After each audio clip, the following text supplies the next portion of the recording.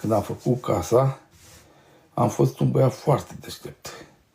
Mie îmi trebuia banii, dând donații, ca să-mi promovez clipul video, să am vizualizări, să facă mai multe. Am fost un băiat foarte deștept, foarte isteț. Pe aplicația asta de socializare. Eu tot ce am luat în donații, am transformat vizualizări la clipuri. Că dacă aveam vizualizări multe la un clip, venea și ăla cu comandă, venea și ăla cu comandă, venea și ăla cu... Aveam 7-8 colete. Zilnic. Timp de 3-4 săptămâni, pe preajma locuinței. Nu mai contează. Nu mai contează. Ești invidios pe mine? Pomană? Nu contează. Nu contează.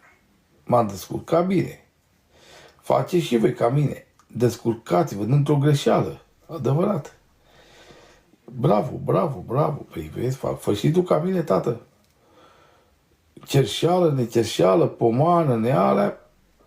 Am fost băiat deștept.